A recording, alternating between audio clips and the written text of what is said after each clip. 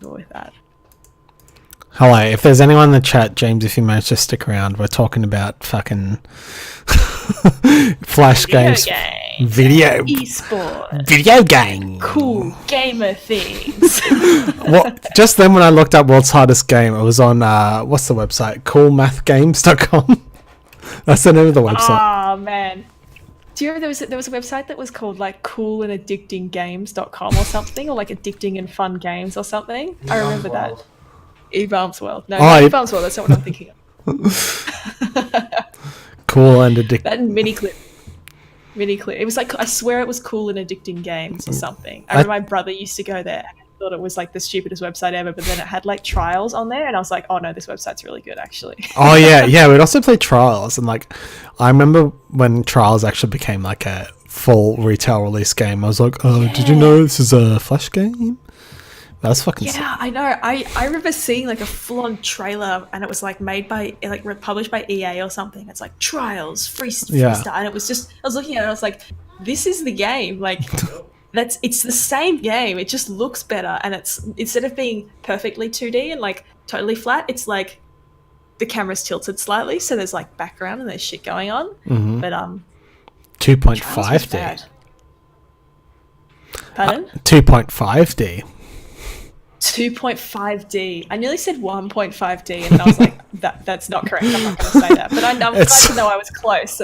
It's one line, and occasionally it'll deviate into the other plane.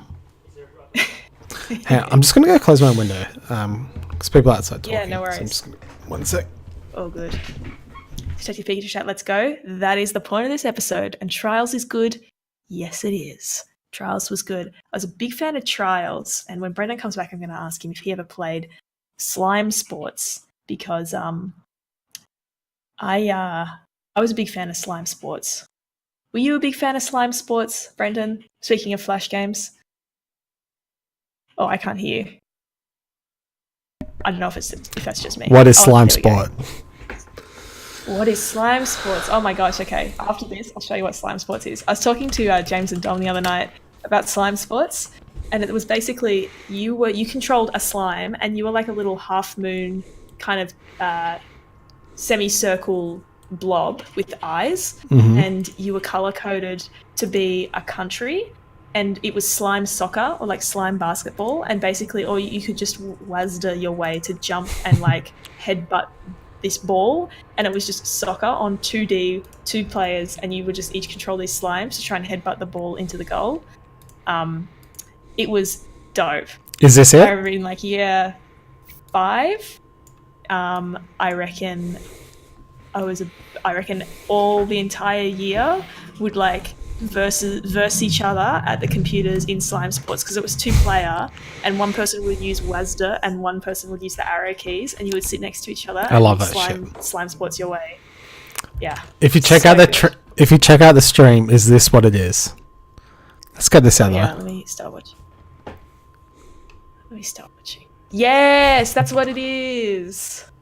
Yep, that's exactly. I have to give it a go. And there was like there was a bunch of different ones, but there was Slime Soccer and Slime Basketball that I remember were extremely popular when I was in primary school. I remember really they weren't popular in primary school. It's just me and my sister would play them. But the mini games on the Cartoon Network website and Nickelodeon websites, I think that the Cartoon Network websites were the best. Those. I remember there was like this puzzle adventure game thing, and it's like you would walk around a resort, and there were 4 of them, and it was like fucking so cool at the time. It was real rinky-dink and basic, looking back on it, but it was like a basic adventure game with all these Cartoon Network characters, and it was awesome. Yeah, the fact that it was like tied in with the shows that we all loved made it particularly enticing. You know? And especially too, like I feel like they constantly had new ones coming out. Like, I feel like I would go on there every other week and there'd be a new game, which was, like, exciting to me. I would always be like, oh, it's new. I need to do something new and cool. I do remember a Kids Next Door side scroller. That rings a bell. I don't remember what it is.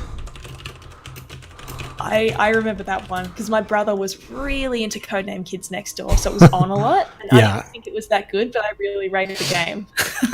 I think that show started airing like just as I was like transitioning, like just getting too old for Cartoon Network. I'm pretty sure. Yeah. Because we're about the same. We are the same age. I think maybe you're a year older. I forget. But I remember the only reason why I would watch it and have opinions on it was because my brother, who's 6 years younger than me, was right in the age bracket. Yeah. And my sister's 8 years younger. As my other sister is 8 years younger. So there was just a perpetual cycle of children's TV being exposed to me, even though I was like, 17 and not interested in watching children's TV anymore. I forgot about that. That must be weird. Must have been weird. Oh, Dom's found a shockwave file download of the Island Adventure game, but nothing to run it with. Tragedy. Please, if you can't find one, build and build an application that will build a compiler to run it for you. Yes. I'm on. Oh man. I am doing this on stream, by the way. I'm looking at boomerang.asia. Could this be it? Who knows? I don't remember any of these. I'm looking at it. That looks like the next evolution of what we were talking about. Yeah. I'm hoping this website, like the old website, is like geocached somewhere. Or is just still up. Something like the whole idea of browser games has really died off quick. Like real quick. Yeah. I feel like no one makes or plays browser games anymore. RuneScape isn't even a browser game anymore. There's a client for it now. Yeah. Which is like fair enough. But like the whole concept of browser games is pretty much dead. Like people just either play games on Steam or they have a console to play them on, or they have them on their phone. There is no browser game market, which is a real shame because it was like very low barriers to entry. Anyone could make a Flash game. Like it was quite simple. Well, I mean, it wasn't because otherwise it's not. But like in the scheme of making a game for the Xbox versus making a Flash game, it was way more like doable for lots of people, so you could get lots of cool ideas. Yes, but you know who is? I also make up Flash games. I remember those videos, James. I remember those videos. Oh my god! I do want to get back into Funhouse. I want to watch more Elise Willems content. Oh, what is this? No, these aren't the old games I wanted.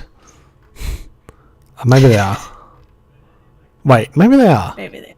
Subscribe for them. Subscribe. Anyway, let's should we get to it? Oh wait, I was just gonna say real quick. Yeah, I was about... real quick. You know who is bringing back browser games though? Google. Pardon, sorry, I know who's. Google's bringing back browser games. Google is bringing back browser games. That was way too difficult for me to say. However, given that we can barely like shoestring a stream together every week, I don't know if my internet's going to be able to hold up. We'll see how we go. I think it's fine for the stream because, like in the preview, you sound fine because obviously it's picking up your mic. I sound fine. It's just me that can't hear very well. Yeah. So, but soon the NBN will come. I believe. I believe that soon it will come. I did get a letter today saying I should pre-order some NBN. Nice. Because it's coming in 2 months from now. No, next month. Oh, so when I get back, we're gonna be in an NBN world. We can stream Lord of the Rings Extended Edition. Oh, we can do Extended Edition. Have a watch party to celebrate.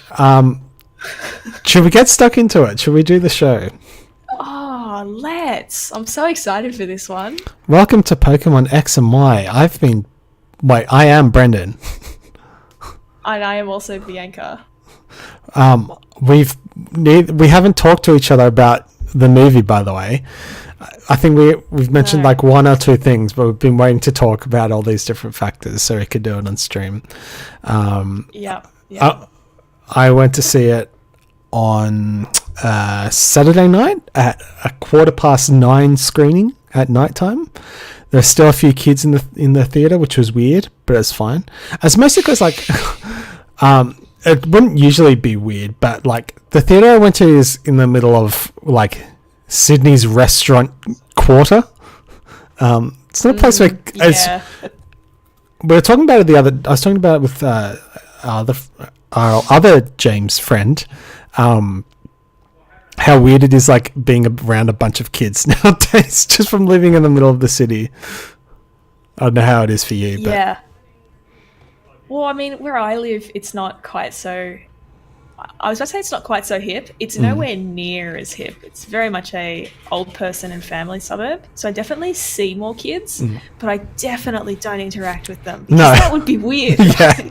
And the one time that I did interact with a kid, Mitch was like, why are you talking to them like that? Because apparently I wasn't like nice enough. But I don't know, I'm just... You didn't... I wasn't nice to them. I was like kiddie enough. Anyway, I won't open up that can of worms. Apparently I'm just not very good at talking to kids. Let's get stuck into the movie. Let's fucking do it. Yeah, let's. So before we start, obviously got spoilers ahead. There's only one real like spoiler thing, which I've put way towards the end, and I'll call it out again when I want to bring it back up. But I made a note here that this was like watching Detective Pikachu was like my Ready Player One, in that whenever a Pokemon showed up on screen that I recognized, I was like, yeah, it's a Rattata, yeah. And I stood up and clapped in the theater. So I feel like with Rattata. So that's what a lot of my points are. But yeah. Yeah. I definitely had the same though. Whenever like I saw something that I recognized, and I was trying not to get sucked into the whole like, oh, it's a reference to a thing I know, that means it's great. Like I saw there's so many things that I recognized that were just tucked away in the background, and I was just like, that is so cool that they put that in. It's just a nice little attention to detail thing. It just adds some flavor to the background of the world that they're in. And it's like, yeah, there was some Dojos running around, or like, yeah, there's a Pancham just standing there, or there's a Trico walking around. Like, it's just, there was no like big spotlight on it. Like, I feel like perhaps, not that I've seen it, but perhaps Ready Player One did, where it's like, look, do you remember this thing? Do you like this thing? Well, here it is. It's here for you. It just was very much just things off in the background. It didn't feel so fan servicey in the way that it put recognizable things in the shots.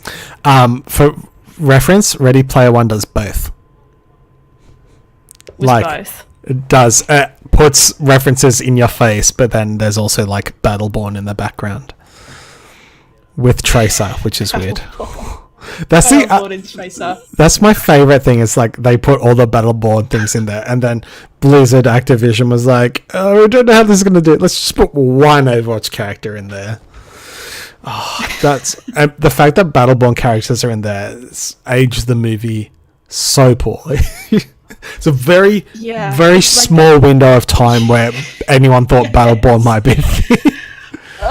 It doesn't quite have the staying... Like, Battleborn did not have the staying power of any other of the franchise. Like, Overwatch, I mean, fair. Like, it's a big thing. It's got this league that happens. It's been around for years. People know it. Tracer became a meme. Not related to Ready Player One, but there's that I'm already Tracer thing, which just already makes it immortalized forever. But yeah, Battleborn just became a meme for other reasons.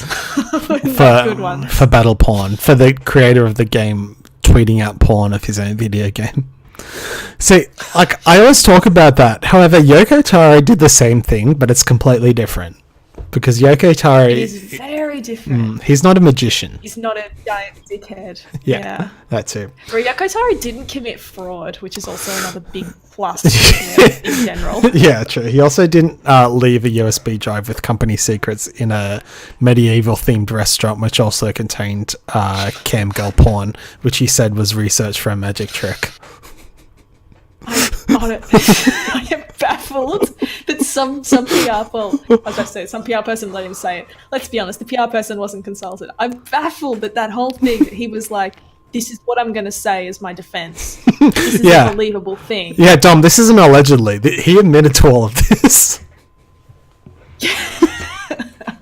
He definitely came out. I thought you were joking when you said this. Like, the first time you told me months ago that this happened, that he said it was research for a magic trick, I was like, haha, that's funny. And then I saw it and I was like, holy shit, he actually said that. These were actual words that came out of his mouth. Yes. What the hell?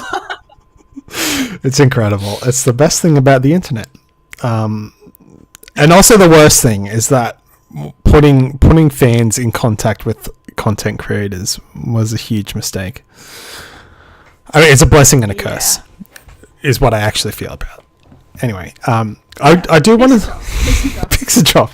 I do want to sort of start by giving a bit of an overview about what I thought about the movie. Obviously, I really enjoyed it. It's sort of a mid-tier movie. It's not a massive blockbuster, but I did enjoy it a lot. I think the main thing that really helped with my enjoyment and realizing it. Well, first of all, in the very opening scenes, they do a couple of things in terms of directing, and they showed an understanding of the language of cinema, which once I had taken that on board, I was like, okay, this is a competent director. They know how to make a movie. I can sit back and enjoy all the little background things and all the little nuances. So that was really nice. Like right at the start there, yes, I did know that he directed Goosebumps. Right at the start, they're giving all the exposition really neatly, like someone's doing a voiceover explaining what Rhyme City is and that sort of thing. I was like, okay, well, that's a concise way, and now, I have faith in the director. You can get on with it. Mm-hmm. Yeah. So two points I wanted to make. One, Detective Pikachu is not a movie about Pokemon. It's a movie with Pokemon in it. Which I think helped a hell of a lot. Not every single scene is, this is a Pikachu. Everyone knows what Pokemon are, which is great because you don't need a Mary Sue, even though the main character was. Also, if you're going to do a live action Pokemon, which I think is just saying that, a huge mistake. However, if you're going to do it, I think this is the way to do it. Lighthearted comedy, and it's also not about Pokemon. Pokemon aren't the main feature of it necessarily, other than them being, yes, you understand what I'm getting at. Yeah, no, I totally get what you're saying, and I totally agree with you. Like the fact that at its core, it's just about a guy looking for his dad, and there just happens to be Pokemon involved in the place that he lives. It's much, like, I guess, more palatable than just some dumb shit about I have to beat a gym leader, which is like, okay, well, the Dragonite got lost delivering the mail. Like, what is that about? And I also really, really liked how it didn't go down the path of trying to, like, paint from the ground up, like, assume that the viewer knows nothing about this, which often adaptations of niche franchises tend to get dragged into, that they need to over-explain everything. Instead of, like, there was no one walking around. There wasn't a fucking Rotom-Dex following around explaining what everything was, Yeah. I really liked that he just sort of walked around, like, he just sort of walked around just interacted with Pokemon, and sometimes they would be like, oh, look, there's a so-and-so, but it wasn't for the purpose of identifying for the audience what that thing is. They just sort of said stuff, and it made sense in the context of the movie. There wasn't any sort of shoehorned in, exposition, or at least that I noticed. I didn't feel that there was any particularly egregious dialogue, bits. For sure. It's not like Batman where we have to see the origin story every single time. Yeah. I imagine if they tried... I was just gonna say I went to go visit a store near me. I think I've talked about the store before that sells Pokemon cards and other stuff. And the guy in there is like, he's 10 out of 10, turned on all the time. He's extremely intense, and in a good way. Like, he's very friendly, slightly weird and creepy, but he's lovely. Anyway, I know that he was gonna go see it, and I was talking to him about it tonight before I came here, and I was saying how the at the back of my mind, I had this just awful feeling. I was like, what if it turns out like Aragon? I don't know if you watched that movie and or read those books. Okay, by that reaction, I know that you know what I'm talking about, because holy shit, that movie was bad, like irredeemably bad. Like, nothing that you could take away. That I mean, that wasn't so good, but at least this was good. Nothing was good, and it just butchered everything, and it just was not good. I was terrified that it was just gonna be trash. Me too. But it wasn't. Like, it was genuinely a very enjoyable movie.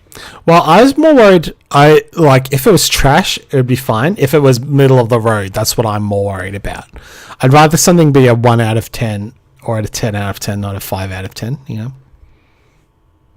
That's fair. Yeah, that's fair. Like The Room, but yeah. Okay. All or nothing. So I've also seen The Golden Compass. Holy shit! But yeah, Aragon. I didn't read the books.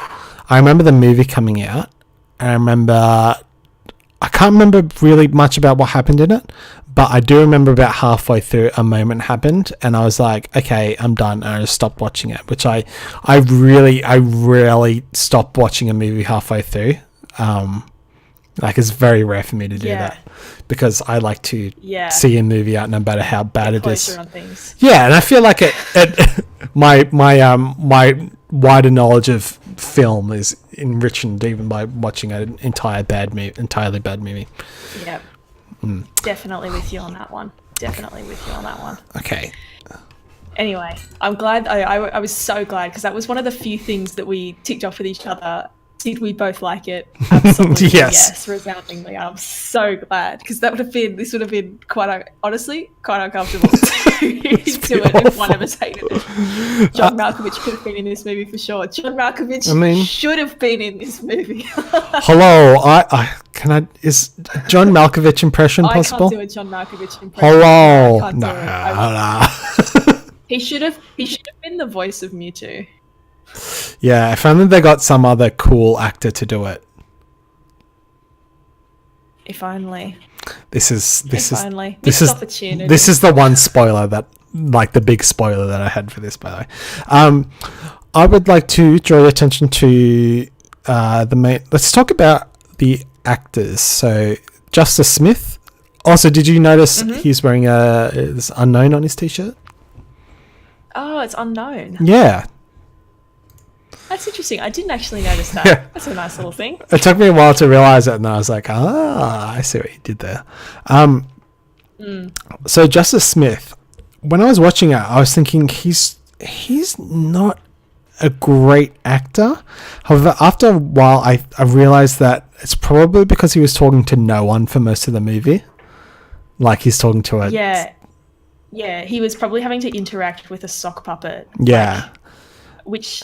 That's challenging, you know, and also he's not like a super experienced actor like Ryan Reynolds, you know, for example, or Bill Nye. Like he's not that. He probably doesn't have the experience to just sort of get past that. I mean, it's me, a person that has never acted in their life and knows nothing about acting and filmmaking, just watches a lot of movies. But I can imagine that if you've got like years of experience, that there's something you could draw on to make that easier. Yeah.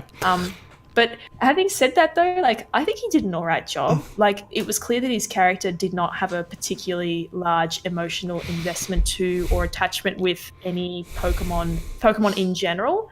So the fact to me that kind of disaffected a lot of the time was sort of okay, and as the movie went on, I feel like it got a bit better, which again made sense with the way that the story was going. But I guess as just a kind of like a sort of bumbling, kind of distant, you know, guy just going along the place, I didn't think he was bad or anything. That was fine. Yeah, no, that's a really good point you made about how the fact that his character is like actively rejecting the concept of Pokemon. I hadn't thought about that. So there was also a bit of improv as well, which is like really impressive for a movie that's animated as well. So I was looking at some behind the scenes interviews and stuff like that. Ryan Reynolds was on set for the first week of filming, and then after that he didn't really need to be on set anymore. So they would have improved all those scenes then. You specifically asked how I felt about Lucy, which I thought was interesting. I forgot what the actress's name is. I'm going to look it up now. I think it's Catherine. I watched a video with her in it about an hour ago. I'm pretty sure it's Catherine Newton. Catherine Newton. Yes, she's from Big Little Lies. Oh, yeah, I've never watched that show. Well, she's from that. Yes, that's her name. That is a show, though. That is. You specifically asked me what I thought of the character, and I said that I approved. I'm interested to know why you asked. I feel like of all the characters in the movie, her character is possibly the most likely to be divisive, because I, for one, fucking just laughing thinking about when she walks in and introduces herself. It was fucking hilarious. It was great. I loved it. She was just straight out of the game. This super perky, I'm here, I'm gonna say a lot of things that sound very cool, and the way that he played it straight was great, where he just sort of reacted to her just saying all this shit about walking the walk and talking the talk. He's like, okay, which I thought was really good. Yeah.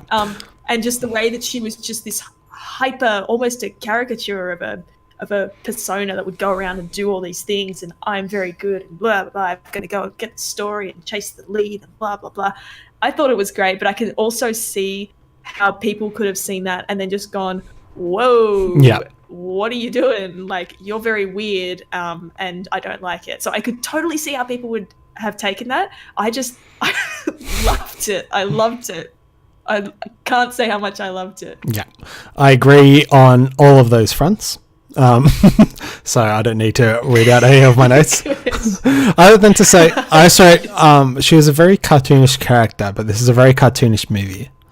It is. Also, great outfits. Yes, when she had the hat on and the matching jacket, I was like, "Fuck yes!" You look like a Pokemon like character in Pokemon Y. Exactly. Yeah. Dom said too that she needed her own dorky theme music, like when your rival shows up. Holy shit, that would have been great. You imagine her walking down the stairs. An exclamation mark pops up. Yes.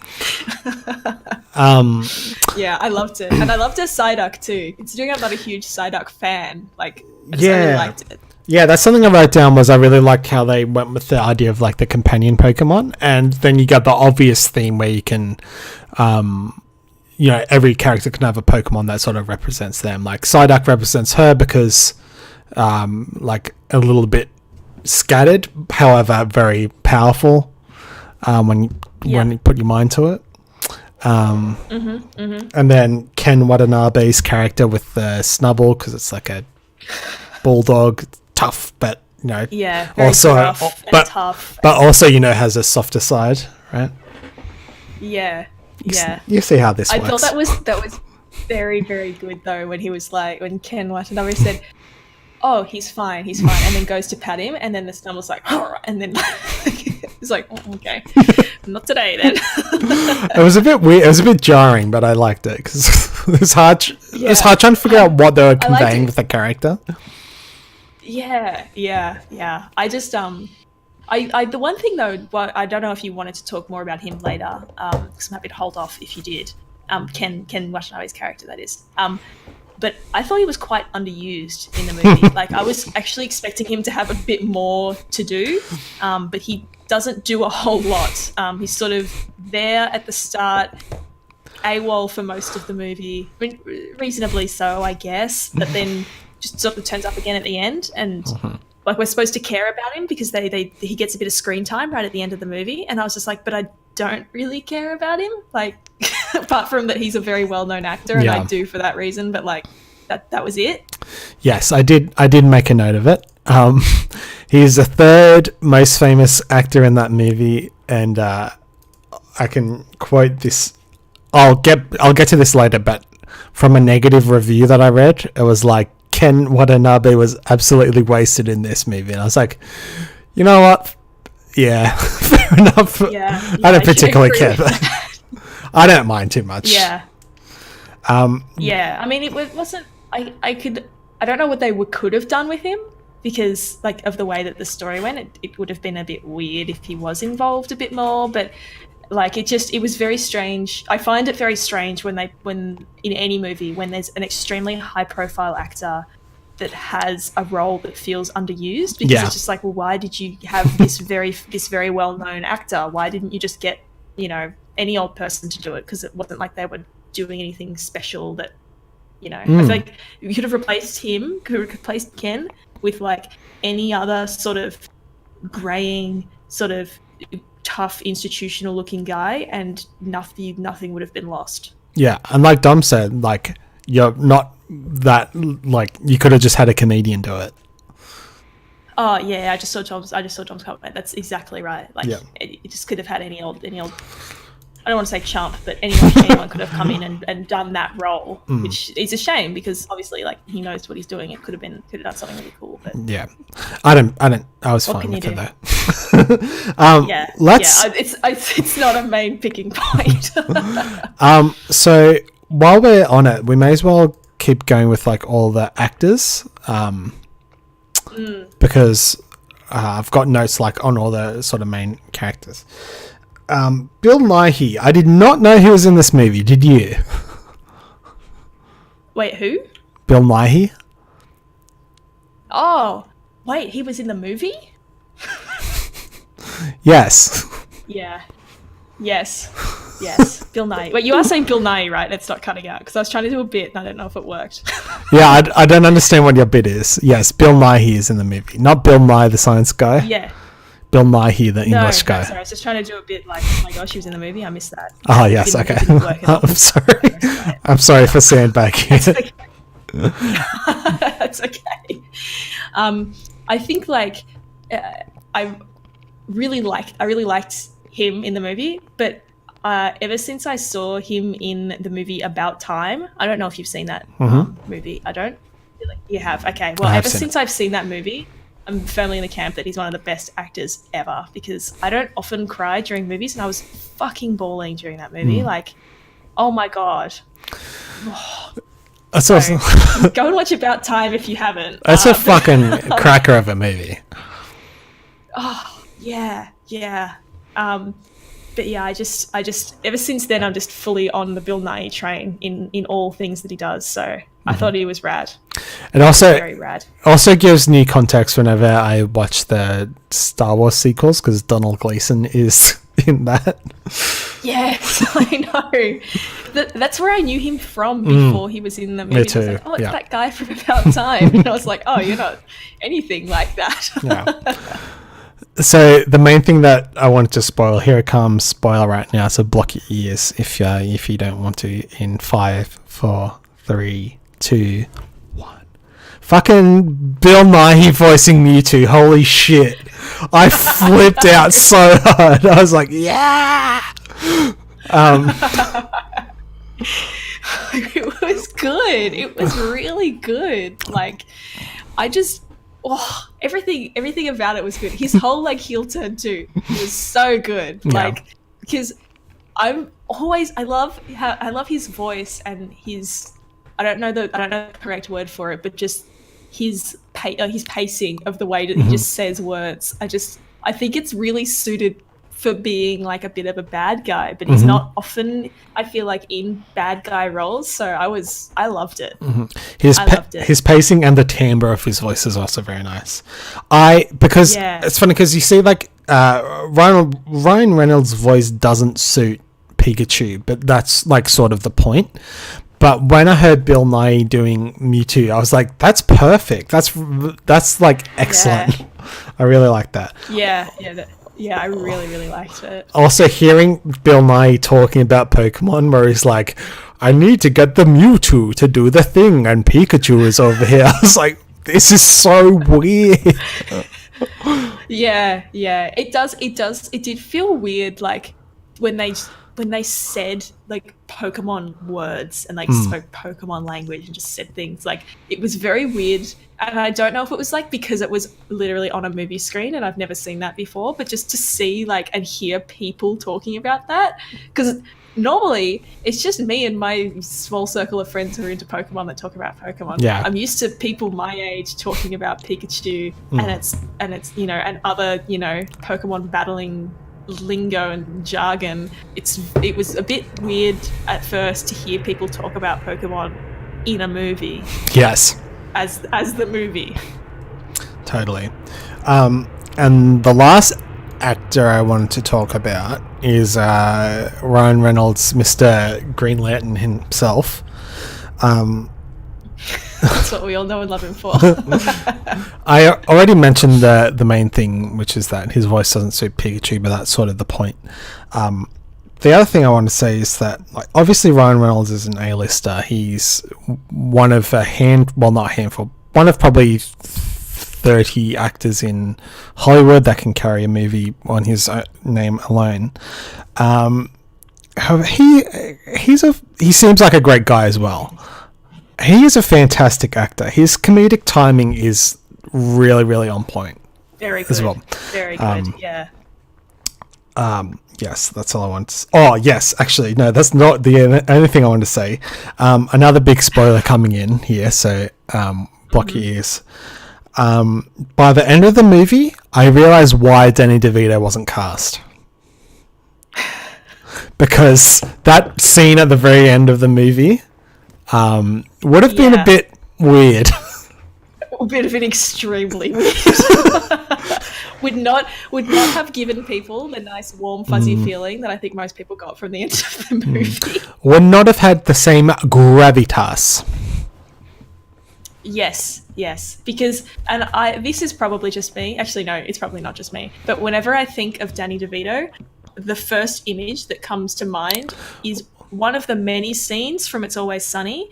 But the first one is, can I offer you a nice egg in this trying time? And the second is him, like, crawling out of the couch coated in sweat, like clinging through the leather, and it's disgusting and hilarious. Neither of those are particularly conducive to, you know, I guess the image that they wanted for the final scene of the movie. Yes. I just also saw, like, that Dom just pointed out that Nai turned into a massive Pokemon fan over the course of doing the movie, and he got the stone statues in his house now. Fuck! He took some proper. I can't have them. Yeah, I know, right? It's not going to be like the cage from Jurassic Park. It's not going to go up on eBay in 15 years' time. Do you know, I'm pretty sure Danny DeVito actually directed Matilda, by the way, which was one of my favourite movies growing up as a kid. I didn't know that. That's really interesting. He might have written the screenplay or something, but anyway, he had a behind the scenes role in that, and also known, as you mentioned, also known for being a really, really, really nice guy. So yeah, good on you, Danny DeVito. Good on you. He directed it and narrated it. Yeah. Also, Justice Smith and Catherine Newton also big into Pokemon as well. And Justice Smith, he was in an interview, he was talking about how he played Gold and Crystal as a kid, and I was like, same. Yeah. Okay. It's nice to be our age at the time that this movie is coming out, like, because we know. I feel like I relate more to the actors because of their demographic, whereas like a kid wouldn't, or someone older than us wouldn't. We're right in that sweet spot. So this is I can't remember if I was just talking to someone about this or if I was talking about it on stream, but it's the same, exactly the same as pro wrestling, where the current pro wrestlers are all grew up watching the same wrestling that I did when I was a kid, and therefore are huge nerds. Yeah, I remember you telling me about this, possibly even last stream. But it's really cool. Very cool. So let's get into what we're here to talk about, which is the Pokemon. This slide represents one of the two things that we talked about before we did the stream, which is why the fuck was Bufalon in the movie over Taurus? What the fuck? That is just... I hope someone got fired for that. Oh boy, I sure hope someone got fired for that blunder. That was just a particularly egregious error that I am not happy with. And when I saw it, I was like, are they going out of the way to make me and Bianca in particular annoyed? Are they doing this on purpose? Extremely annoyed.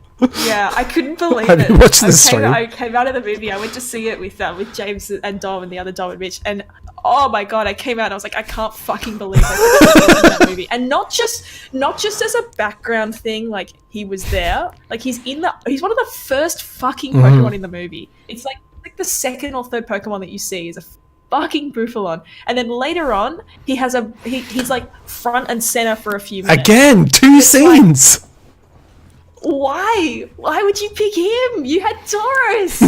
You could have done Tauros instead.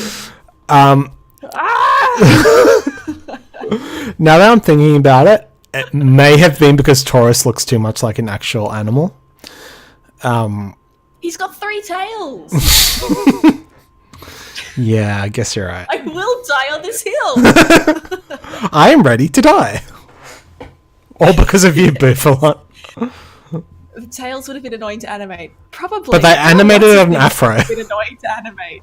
They animated an afro. Maybe that was easier. I don't know. I'm not an animator. Here I am taking potshots at the animators. Hey, you know what also is apparently annoying to animate? Patting a wolf. Pour one out. This is something I deeply feel strongly about. Press F.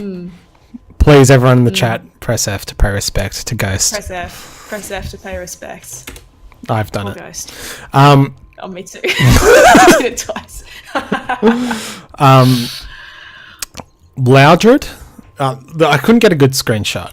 We already saw this, but it was cool. Actually, in the movie, you can see Loudred is beatboxing like the beats. I thought that was just really cool. I just wanted to bring that up. Yeah.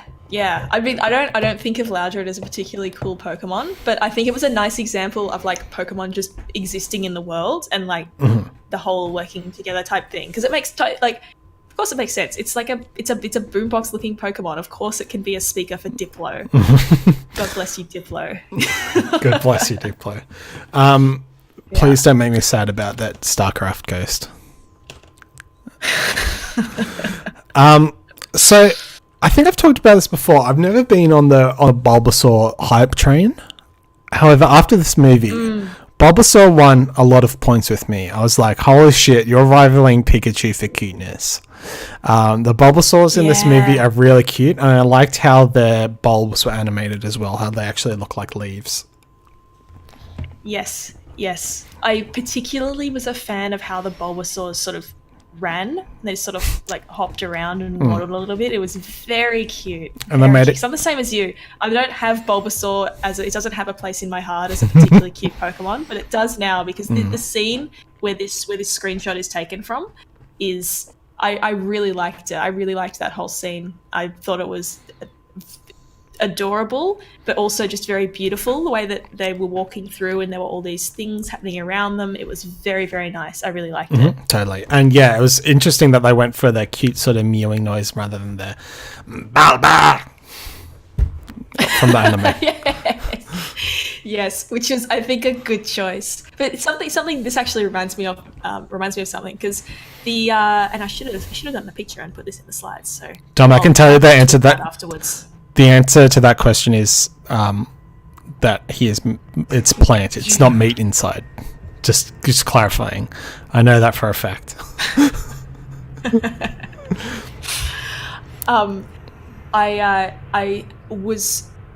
I like that he's cute, firstly, because he looks like Bulbasaur. Like he's very true to Bulbasaur. He's got the sort of triangle-shaped eyes that we've talked about. They're not a triangle, but the very triangle-shaped eyes that we've talked about before. But it's still quite realistic. And I found out, I was either watching some sort of YouTube video or I was reading an article, and there's some very popular, you've probably seen it before, but this art that someone has done of extremely realistic Pokemon. Like they've taken Charmander and then turned it into like quite a sort of grotesque looking salamander fire lizard thing, but it looks like more like a bearded dragon than a Charmander.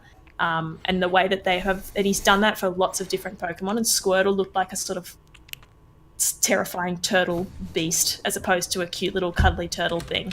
And they hired that guy to work on Detective Pikachu. Like he just posted his art up there and they ended up hiring this dude to come and help do some of the designs. I'm very glad that they erred on the side of cuteness and didn't use his original Bulbasaur design, which was quite scary. They made it very, very kid friendly. That's awesome though, because like there's so many like here's what these Pokemon would look like if they were realistic like fan arts. So it's awesome that they just hired one.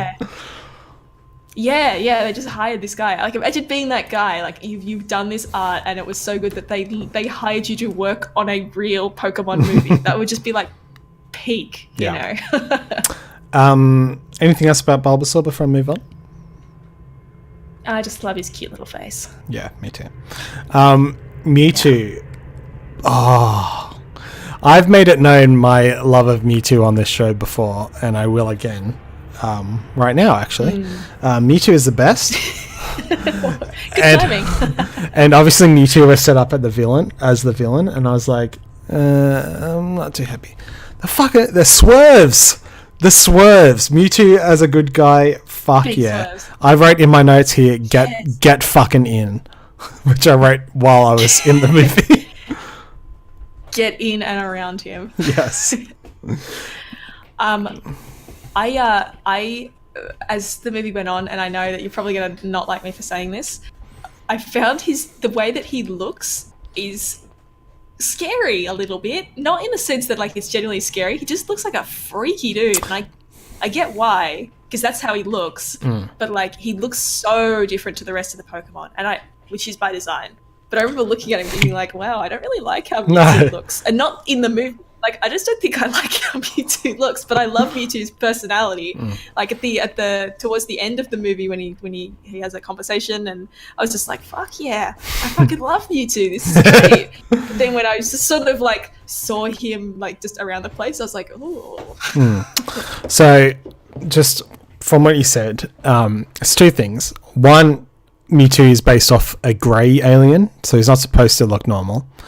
Two, probably also looked really weird because like he is like weird and wet and shiny. But you've also just been looking at Pikachu and Psyduck for like the past hour, who are like really like furry and fuzzy. Very cute and cuddly. Yeah, and then this decidedly not cute and cuddly one. Like they cloned him in a lab. Like he's not a natural Pokemon. Like that's what I meant by like I get it's by design. Like I just seeing it was still like a bit for me. I'm not offended. Don't worry. Yeah. Okay. Good. I won't fight you. Also, it's like the middle part of an animal. Yes, that's too accurate. Oh man, you like that we didn't see Mew? I like that we didn't see Mew as well. I very much, in fact, I have a slide about this later, so I'll come back to Mew. So Mew would have been shoehorned in. I just put this slide together to talk about some of the small things. Obviously, we already talked about Ken Watanabe being in the movie. I really like the Ditto. Yeah. That was really cool because it's like, well, who's the strongest companion Pokemon to have? Well, Ditto. Yeah, that makes sense. Like, yeah, great. Yeah, I very much like, and I don't know if this is canon in Ditto lore, but I very much like how he just transformed into all sorts of things and not just other Pokemon. I don't think that's too much, but yeah, I very much liked how he just sort of went like all over the place, and I won't spoil actually what I was about to say because it was so fucking funny to me that I want everyone to experience for themselves. But there's a bit where Ditto is transforming multiple times, and it was so fucking funny. I couldn't stop laughing. It was great. I completely forgot until now about the woman version of Ditto. That was fucking rad. That's such a cool idea. Yeah, it was very, very cool. Very, very cool. But the only thing that gave me sort of thought for pause, whatever that turn of phrase is, Ditto can only mimic, right? Like it can only copy things that exist. So who did it copy from? Like, is there a lady that just has that look, and then Ditto was like, "That's fine now," and then like did a person get the look specifically for Ditto to copy from, and then like went and got a haircut because she's like, no, I don't want this haircut. Like, not that you would. I know you wouldn't. It's banging. But or maybe it's Bill Nighy's dead daughter that he hasn't let go of yet. Dropping truth bombs on stream as always, Brendan. I love it. Are you trying to tell me Rita Ora was in that movie? Because I feel like I would have noticed that. Yeah, she was. I noticed was in she? The credits. She was Doctor. She was the Doctor, Dr. Laurent. Yeah. The flashbacky type bits. Right, because when I saw her, I was like, "Is that Gina Rodriguez?" No, it's not. Never mind. And then I stopped thinking about it. I remember we both thought that it was like I think we talked about it during the trailer or in a previous video, but I thought the same thing. But yeah, no, it's Rita Ora. Wow. Okay, I'm gonna have to go back and be like, do you know who this woman on the right is? I do. But I wouldn't have known had I not watched and consumed a lot of Pokemon Detective media in the past couple of days. So feel free to explain. No, that's fine. So that's Aiku Otani. I just wanted to point out that when Pikachu goes back to his actual voice, it reverts back to the original voice actress, which I thought was a nice little touch. Yeah. And it's very obvious if you know anything about Pokemon. Yes. So if it was a different actor or actress, it would be painfully obvious. Well, it was painfully obvious actually, because in the German version of the trailer that got released and quickly taken down, they, for whatever reason, just in the German version, they dubbed her saying Pikachu, Pika Pika in the trailer, and it was awful. It sounded really bad. Like, it was very clear that it was like somebody copying and doing a very poor job of it. So that people were complaining about, like, why did he sound like that? So then they pulled the video and re-uploaded it with the correct dub. Excellent. So she's in all the international versions. But perhaps, if not for a mistake that was quickly pounced upon on the internet, it might have slipped through. What is it with these like companies uploading trailers that are like broken or don't have the sound right on them and shit? Like, check that shit. Man. Like, I don't know really the desire to have all these localized versions too. Yeah. And I know that's probably it is extremely Anglo-centric of me, but like I'm a big sort of believer in that when you translate something or dub something, you will always lose the original meaning of it, because you can never perfectly translate something. And I just don't understand the desire to have like multiple versions of like why do we have a German version of the trailer? Like, and it's German. I think a lot of people in Germany speak English, like, and then you don't lose anything, and you don't potentially fuck it up by replacing the dub of Pikachu for some reason. Like it seems very easy to avoid. Yeah, but Thomas just said that they make lots of money, which makes a lot of sense. That it's also a very compelling reason. Yeah. Lego Movie 2 and all the logos and fully animated title. That makes sense to me, I guess. But yeah, I stand by what I said, but now I understand it more. I'll skip the next two slides and we can talk about that at the end. So I can go to some of the points you wanted to bring up.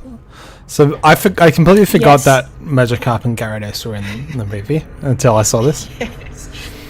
Yeah, I just really, really, really, really liked that 2-minute scene where they were in it, where I hope that if anyone cares that I'm just about to spoil that Magikarp and Gyarados are in the movie and what happens to them.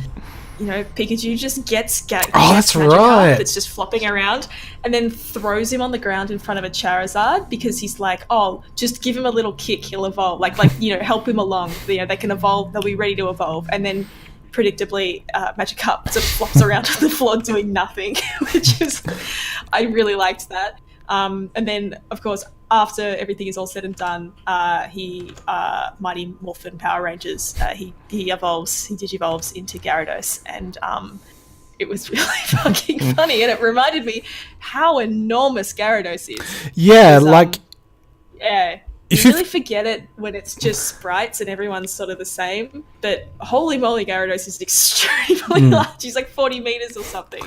It seems like such a hazard if you can just kick a Magikarp to evolve it, if you've got one like in a pond or something like that. Yeah, I know. You're not ready. Yeah, that's a good point. Like what triggered the evolution? Yeah. It just got to. Yeah, got leveled some, up. Shared experience. He was on level 19. It just got some. Yeah, he was. It was the first Pokemon switch move, when you have your shitty Pokemon in the first slot, and then you've got to swap it for the good Pokemon. Swapped it out for Pikachu. Over and over and over and over again. Yeah, swapped it out for Pikachu. I just really liked that moment. So I forgot about it, but I'm glad you brought it up. I also like how Magikarp looked like an actual carp. Yeah. Well, I mean, Magikarp does look like a real fish for the most part. Yeah. It's just a little bit more. It's just as cartooned, yeah. Taller. Yeah. It's just this very stylized version. So it was amongst the most discreet Pokemon, sort of, because it looks like a real fish. Like the fish do have those weird bug eyes and big long whiskery things. So. Yeah. Dom, speaking of Volt Tackle, I watched the episode of the anime that we talked about in last week's episode, and it was a good time. Anyway, that's all I have to say. I'm glad that you watched it. Yeah. I'm glad that you watched it. I think I know which one I want to watch next. It's the one where Ash encounters an Ultra Beast. Won't go into it too much, but I saw a little clip on YouTube and it was funny. It was also from Sun and Moon, so maybe this is it's one of those good filler episodes. So. Yeah.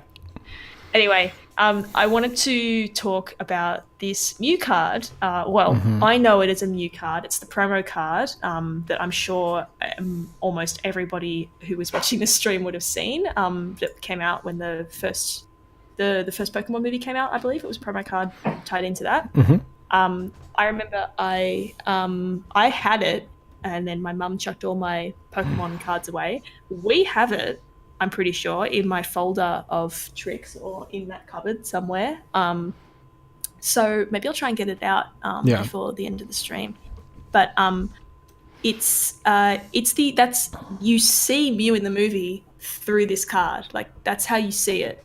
And I really liked that they used, because they mentioned that obviously Mewtwo was cloned from Mew, and I really liked how they just had this as this is showing you Mew, like, because it's a fossilized like this is the new fossil, like it's this ancient Pokemon. It's very I really liked that. And also I couldn't find a very good screenshot of it, but I also really liked how Pokemon cards are like canon and exist in the Pokemon Detective universe, because when Tim goes to the room that has got all the childhood posters up, he pulls out and there's a folder of Pokemon cards, and I have one just like him. I have a folder full of Pokemon cards. Relatable.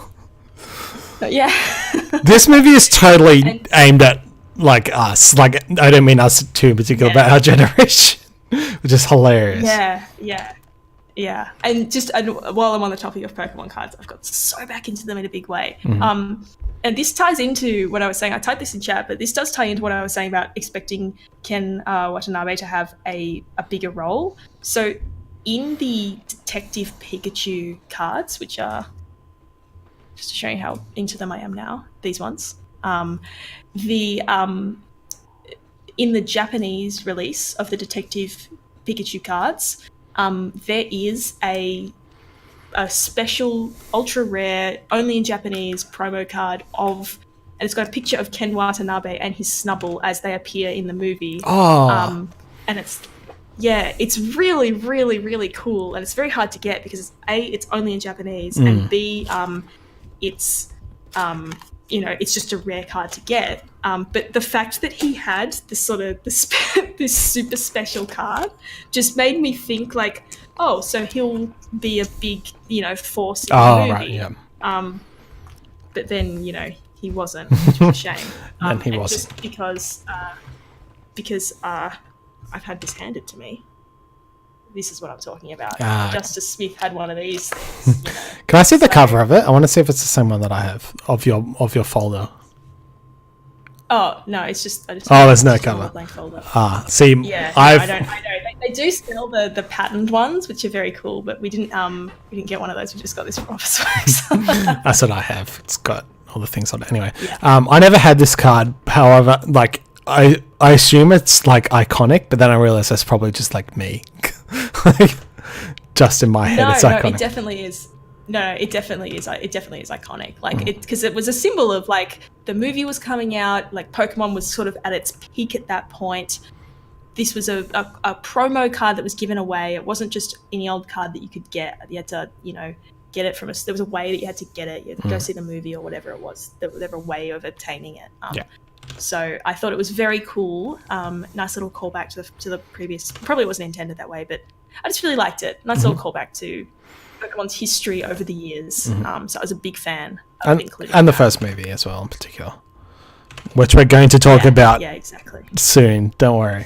And by soon, I mean on this stream. So very soon. Yeah. Mr. Mime. Yes, I've included this terrifying picture of Mr. Mime. So we talked about this when we first went through the Detective Pikachu trailer. I just want to point out that I've noticed this fuzz on top of his head, which is deeply, deeply, deeply concerning. This close-up, it is a very good still, Dom. This close-up, though, of Mr. Mime is a lot. He's got the weird fucking dodgeball-looking shoulders. He's got the weird carrot textured fucking ear horn things. He's got freckles. He's got the weird the bum fluff on it. He's got freckles. There's so much. There's so much going on in this still. And I was when watching the trailers, I remember thinking like, holy shit, Mr. Mime is terrifying.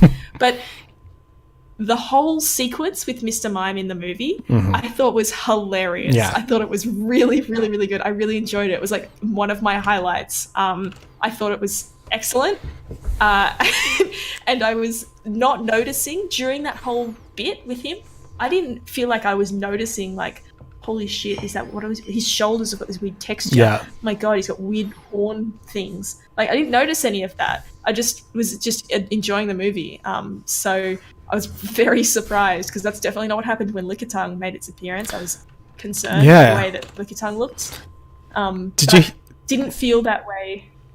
Didn't feel that way about Mr. Mime, surprisingly, like who would have thunk it. Did you hear that the Pokemon Company weren't happy with how Lickitung was portrayed? Weren't happy with what, sorry? With how Lickitung was portrayed in the movie. Why? That's what he does. Because it was creepy. I don't know. It's just weird sensibilities. Then they shouldn't have made such a creepy Pokemon. It's their fault. But yeah, the thing is with Mr. Mime. Hey, we made a Pokemon that licks people. Okay, we're gonna put it in the movie and have it. Don't lick anyone. Oh, I don't. What are you doing? I'm not happy with this. Yeah, as you're talking about with Mr. Mime, looks really creepy, but you avoid this problem that the Sonic movie is going to have because Mr. Mime isn't the main character of the movie, and you're not going to be staring at him for the whole time. Yeah. He's also Yes. Yes, and just very quickly before we move on, I don't know if we perhaps glossed over it or if I just want to gloss over it, if I just want to spend more time on it, but holy moly, how good did Pikachu look in that movie? I thought they did an awesome job animating. Just talking about being the star of the movie, I thought that the way that he was animated and the way that he looked, I was very impressed with it. I thought it was really good, and I'm glad that they put the effort in to make it really good instead of just sort of having this kind of crappy looking thing take up a lot of screen time. So I was very happy with that. For sure, yeah. It's really difficult to animate fur, but actually, I know as Legendary was the production house, so I'm fairly sure they'd have the stuff that you'd need to animate shit. They'd sort it out. They have the technology. Yeah. I'm sorry that I'm rushing it a bit, by the way. We don't need to rush as much as I am rushing it, but there's a lot to talk about. Okay. Where if we get to the point where we go over the time of the movie, actually that's not going to happen. But if we did, that would be funny. Yeah, no. Yeah, that would be funny. We also did spend a very long time talking about Flash games at the start, so let's give ourselves, with some wiggle room. Ah, yes. Also, you talked about that. Sorry, real quick. Back to Mr. Mime. That gasoline thing. Yeah. It's real, talking about setting someone on fire while they're alive. Well, if it's gasoline, it would actually explode. So. Yeah, I guess he was miming. So, I mean, this is something that I'm sure we'll get to when it comes to be the Mr. Mime episode, because we know it's coming. Is Mime? Do you mime real damage to him? Is that because he mimes a bike, he mimes a motorcycle crash, but he doesn't look particularly beaten up by it. He's sort of fine immediately afterwards. So would he just be which is almost worse, would he just have the psychological experience of being burned alive but actually be totally fine? Is that how this works? Yes, it's like Silent Hill. It's like that scene on the staircase with the fire. Justice Smith was the villain in this story, actually. Justice Smith is Pyramid Head. Okay, there we go. We've got our VOD titles. Yay! Yes, let's move on from this disgrace. Yes. I think I know what you want to talk about, and I'll just let you do it. Okay. This was just sort of an example. I was going to use this to segue into the Pokemon cards, but I jumped the gun on that. This, though, was an example of sort of the stuff we were talking about ages ago, when there's lots of background stuff which has obviously had a lot of thought and effort and detail put into it, and it serves no real purpose to further the plot of the movie. It's just there as just some nice little background details, add some flavor and character to the world. But firstly, holy shit, all these posters are rad as hell, and I really, really love them. They all look very cool. And two, fucking Articuno versus Steelix. That's like, Articuno is one of a kind. Like, it's a one of a kind ice Pokemon. What the fuck what are you doing matching up against a Steelix? This is a legendary Pokemon that's versing a Steelix. Come on. To be fair, what's that about? Articuno is weak to steel, though. Pardon, sorry? Articuno is weak to steel, but I did think the exact same thing when I saw this. Yes. I just wanted to say, like, there's this, but I could have taken any moment in the movie, I feel like, and there would have been so many cool little background details. And I said this immediately after I came out of the movie. I really, really, really wanted, the first thing I wanted to do after finishing the movie was watch it again with the ability to pause it, so that I could pause it in moments like this, and I could pause it in moments where you see the city, and so I could just look at everything and see it all, and focusing on all this sort of stuff, because I'm super excited. I'm super excited about it. I've also just found out that there is a trainer that does Battle Ash with an Articuno, so maybe it's not that there is only one Articuno in these worlds. No, by my choice. Maybe it's not so special. But anyway, yeah, that's all this that I wanted to say. I'm so looking forward to getting this on Blu-ray and just pausing it and just looking at everything, because I'm so excited to do that. Yeah, me too. I'm glad that you brought this up, because I didn't write it in my notes, but when this scene in particular happened, all I could look at were the posters. Because I saw them, I was like, holy shit, what do those posters say? Articuno versus Steelix in particular caught my eye. I was like, those posters are awesome. I really want to read them, and I really want to own them. Yeah. I'm a big fan too of the Rayquaza wall art. Yes, it's so cool, so cool. There's Johto Bowl 13. Lots of cool stuff. Johto Sport Club, like Super Bowl. Yeah. Yep. I like that it's only $16 to get in to see a Dragonite fight a Hypno, or should I say, to see a Dragonite beat the Hypno in Pulp. That's a great matchup. Oh yeah. But if there was a world like this where it's like wrestling, holy shit, that would be so cool. It's like that's what it made me think of. It made me think of like boxing or wrestling, less than sport. I probably just offended somebody who really likes boxing. I don't think anyone in this chat likes boxing. I don't like boxing, but that's what these posters made me think of. They made me think of like those sort of fight night posters, which funny, because when I think about Pokemon battling, I don't think about necessarily fighting or like UFC or boxing or something. Or even one-on-one fights. Like sport. Yeah. I don't think of it like, that's not where my mind goes to. But these posters definitely invoked that, which is not something I've been, I would have gone down myself. So it's an interesting take on it. Yeah, the Articuno versus Steelix one in particular looks very much like a boxing promotion. Yeah. Johto Sport Club tomorrow night. Articuno versus Steelix. Only on ESPN pay-per-view. Yeah, so I don't give a shit about boxing, and pro wrestling isn't a sport, so we're good. Pro wrestling is art, it is not sport. And if you think Yes, otherwise, yes, you're it wrong. Yeah. Yeah. Charizard. Yes. So this might be a familiar set of images. To Yes. That's watched the show before. Because I pinched these from a previous presentation that we did when we went through the trailer. Because these were 2 screenshots that I took from the trailer. The first thing that I remember pointing out was how Charizard looks extremely grizzled and he looks very lizardy, which I like a lot because in Japanese, Charizard's called like Lizardon or something. Yeah. Like it's very like it's a lizard Pokemon. So I liked that angle that they took on it, and the way that it has all these sort of battle scars looks really badass. Mm-hmm. The other thing that I remember pointing out was how shithouse that guy's tattoo is, and I'm almost certain that I said it looks like he's drawn it on with texture. Just want to say, for anybody who's interested in following that up, I think that he did draw it on with texture. The way that character was presented to me, he definitely drew it on with texture. And if he didn't draw it on with texture, he drew it on a piece of paper with texture, took it to the tattoo artist and said, tattoo this on me or I will fucking kill you. And the tattoo artist was like, okay, well, I'll just give you this shitty tattoo. Because that's this tattoo. I remember thinking at the time, like, is this a mistake? This looks shit. No, it was not a mistake.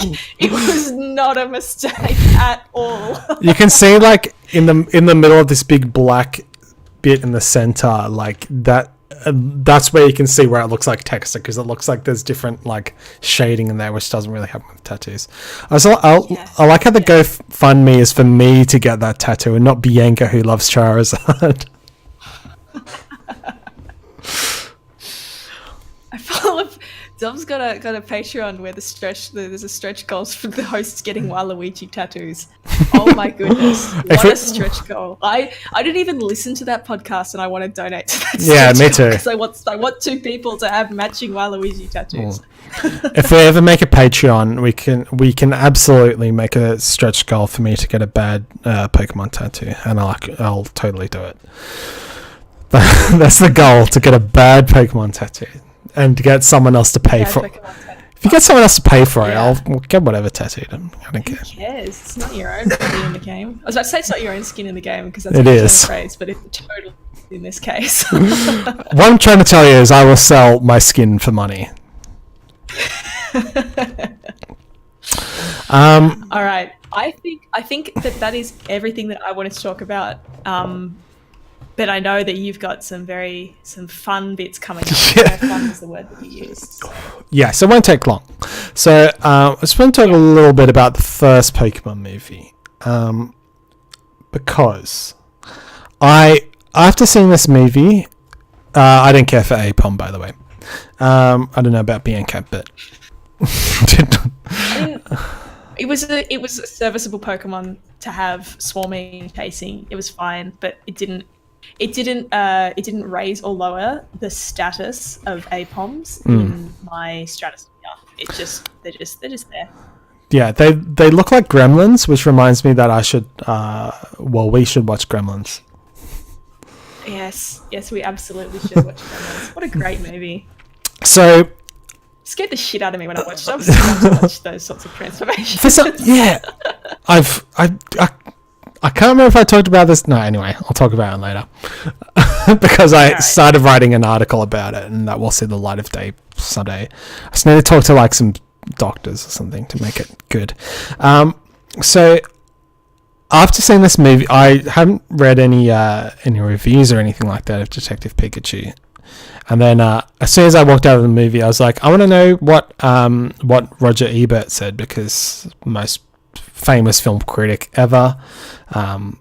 Say what you want about his reviews, but most prominent. But I didn't realize that he's dead, which was weird. Yes. Because... Yes, definitely dead. His website's still going though. Yes, exactly. This is what I was going to bring up. I don't know how you pinpointed that.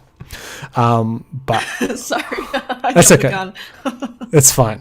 Because I know that his website still uploads reviews, so I just assumed he was still alive. It does. So fair metric for assuming someone's still alive. The website called RogerEbert.com still posts content. The Torterras, oh yes, the Torterras were fucking sick. I'm sorry that we didn't bring that up before, but that was so cool. That was very cool. Oh, we also didn't bring up why the episode is called Pikachu is an SJW. It's because he has that line where he's like, how could you not believe in climate change or something like that? Oh, yes, how could you not believe in climate change? I remember you said that. That was fucking funny. It's funny because like that shouldn't seem like a controversial statement, but it is, because there's a lot of fuckwits in this world.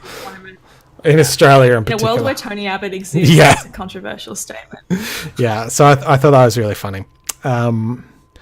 So, yeah, the reason I bring up Roger Ebert is because I'm stealing this bit directly off Cool Games Inc., which is a now dead podcast. So, fair warning. But I wanted to read out Roger Ebert's review of Pokemon the first movie, which is hilarious. If you haven't heard it before. I'm not going to read out the whole thing, but I'm going to read out the first and last paragraph, which should give you an indicator. So this is the very first paragraph of Roger Ebert's review of Pokemon the first movie, 1999. There are times here on the movie beat when I feel like I'm playing in over my head. This is one of those times. My assignment is to review Pokemon, the first movie. I have done research. I have even played a Pokemon card game with a 6-year-old Pokemon trainer named Emil. The rules of the game seem to bear a suspicious resemblance to War. I'm not quite sure what that is, but I assume it's a card game. Don't know. Yeah, must be. I'm going to wait for this plane to go overhead. Okay, resuming. At the end of the game, Emil had all 52 cards.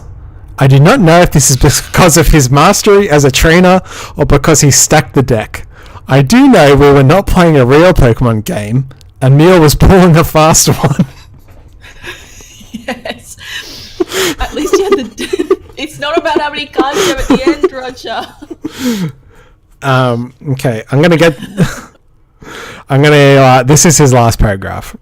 I can't recommend the film or work up much enthusiasm for it because there is no level at which it enriches a young viewer by encouraging thinking or observation. That's totally wrong, by the way. It's just a sound and light show linked to the marketing push for Pokemon in general. That's true. But I may have completely bypassed the point and misinterpreted crucial Pokemon lore. If only he was alive today to watch our stream. And we would tell him. This may disqualify me from ever becoming a Pokemon trainer. I can live with that. I just thought that was a funny review. I'm pretty sure I've read that before because I got into a period where I just read like a lot of his reviews for movies that I'd seen, which was not very many at that point because I was like, oh my god, Roger Ebert's a famous movie reviewer. I wonder what he thought about this movie. And I just went through and read all of them because he did one I think for like Who Framed Roger Rabbit. Like he did lots of movies that not just the sort of highbrow art housey type ones. Yeah, he reviewed. He reviewed like every major release. I think it's yeah. I really like that he doesn't sort of shit on it because I feel like that would have been very easy for him to do, or for anyone to do. Really, any sort of serious film reviewer or critiquer or anything could have very easily just sort of shit on this animated children's movie as being a bad movie. That would have been very easy to do. But it's a sound and light show linked to the marketing push for Pokemon in general. He's not wrong. Yeah. But I do very much though think that the story was all right. Maybe that's just my nostalgia goggles. Like, is this the one where Mewtwo says that it's like it's not about what you do with the gift of life, like it's the value of your actions and that's a moral of the movie, and Mewtwo has a character arc. Yeah, like that. I was just making sure I wasn't mixing up the Pokemon movies, but that happened in the movie. There was a very clear sort of moral stance, and there's plot points and story beats in the movie, sure. I notice on the side here, like the website, like Roger Ebert's website has sort of got the thumbs down symbol next to Pokemon Pokemon Detective Pikachu. Mm-hmm. So I mean that's a little disappointing. Something that might be a little thumbs up. Yeah, I'm not gonna go in. Sorry. No, you go. I'm not going to go into that review, but I read it. But it's interesting that you brought up Roger Rabbit, because something in that review, they're like, oh, this movie wants to be this generation's Roger Rabbit. I'm like, I don't think so. This movie isn't pushing the boundaries of technology and animation combined with live action film. I think it's just a fun... They're also very tonally different. Yeah, yes, exactly. There aren't any sexy animated ladies in this. Oh, man, that was... Yeah. What a time having that movie on VHS and watching it. Yeah. But yeah, I think the noir references are very surface level, definitely. I mean, it's a detective movie, and lots of noir films involve the detective or a private eye, but that's kind of all there is. You know, that's not. I haven't seen a lot of noir cinema, but like I know that a lot of them revolve around detectives and people hunting down crime and stuff. I mean.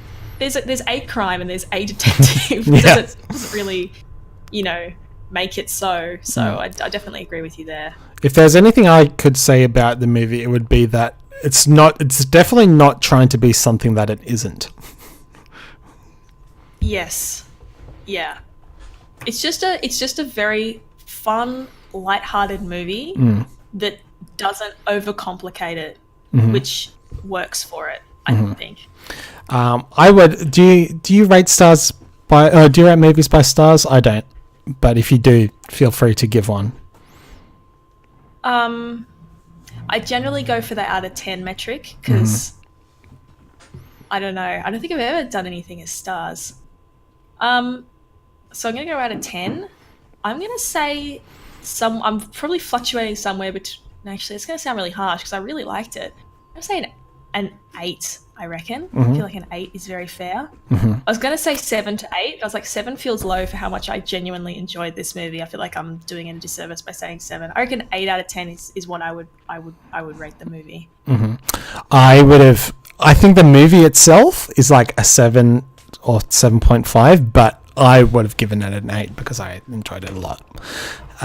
That's just me having such a good time. I know I came out and Mitch said to me, like, you're like beaming. Like, I just couldn't stop smiling. I had this massive grin on my face. I just had such a nice time, and I was so glad that it was like a good movie. Yeah. Like it wasn't bad. It was good. It was a good, genuine, like it was just a fun, entertaining time, and I had a really nice time watching it. And sometimes those are a very fun time. Those are the movies you want to watch as well. Like, you don't always need to be watching John Wick. And that's the last movie I watched before this. Well, it's funny. I sort of put it in the same... Well, no, I'm going to say I put it in the same bucket. I don't really put it in the same bucket. But it reminds me of how I felt about Edge of Tomorrow, which is just sort of a fun movie to watch. Like, it's not like a big... The story is interesting. The movie is entertaining. The action sequences are pretty good. The acting is pretty good. And I've seen that movie multiple times. I'm not really one for watching movies over and over and over again, unless they're like Lord of the Rings or other movies that have that sort of cult status. But I've seen this movie I've seen Edge of Tomorrow a couple of times, and I feel like I put it in that same category as Detective Pikachu. I can see myself watching it a couple of times and just putting it on for a fun time, because that's what I did with Edge of Tomorrow. I hadn't seen it in a couple of months. I was like, oh yeah, this is a fun movie to watch. Let's just watch this, because it's a good fun movie that is very inoffensive, and I don't mean that as a drag on it, like, if that makes sense. Can you guess? I feel like you can. Can you guess my opinion of Edge of Tomorrow? I really hope that you loved it, but I'm also equally fearful that you're going to say it was shit. Fucking love that movie. That movie's sick. Yeah. I've got it on Blu-ray as well. I come to your house and watch it. Yes. I went to go see it at the movies because this, I don't know how controversial of a statement this is. I actually quite like most of Tom Cruise's movies, like as far as just action movies go. And I went to go see it specifically because it was a Tom Cruise action movie, and I was like, I'll go see it. That's fine. And Emily Blunt's in it. I like her. That's good. And then I was like, whoa, this is so much better than I was expecting. And I wasn't sure how much of it was down to me expecting it's a Tom Cruise action movie, and I got something that was better than that. But it stood up when I've rewatched it. Yeah, Tom Cruise is a great. Tomorrow is the only great video game movie. That is correct. Tom Cruise is a great actor, and I also like that Emily Blunt plays Femme Shep in that movie, which is awesome. Yes, definitely. Before we wrap up, I just want to talk about this poster. I fucking love this poster. I feel like this poster is awesome, and it's a rare instance where the Western poster is better than the Japanese poster, in my opinion. That's why I brought the two up here. Yeah, that's not good. No, it's. I guess like they've got very different focuses. Like the Japanese one, it's very much about Ash. Yes. Whereas like you saw that and you'd think, oh, it's a movie about Ash and Pikachu and Togepi probably, and his friends were there. But in this movie, in the Western poster, it's like this is a movie about Pokemon. It says Mewtwo versus Mew on the cover. The Pokemon match of all time is here. It's not perhaps grammatically correct, but we'll go with it. I also like that's true. On this poster, so Togepi appeared in the anime, so that's fine. They've got Donphan and Snubbull on the front, which I think is interesting because this came out before Gen 2, and this was like, oh, you can see this brand new Pokemon. Donphan is only in the scene right at the start and adds nothing to the movie, and Snubbull is in the little pre-movie that we've talked about before. It doesn't actually appear in the movie at all.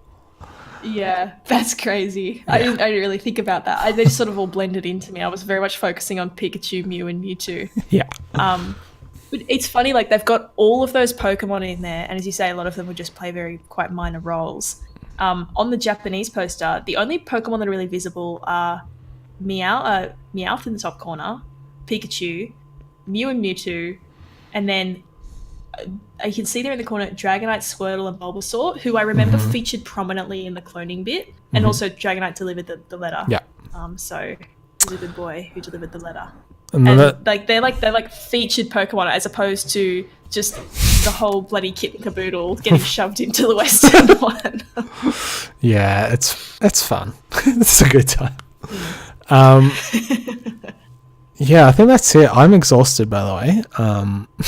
Yeah, no, me too. We talked a lot. We had a lot to say about this movie, but we've gotten it all off our chests. I feel we've covered everything that we wanted to talk about. So we're just approaching 90 minutes, and the movie was an hour and 44, so we nearly made it. We nearly got there. Yeah.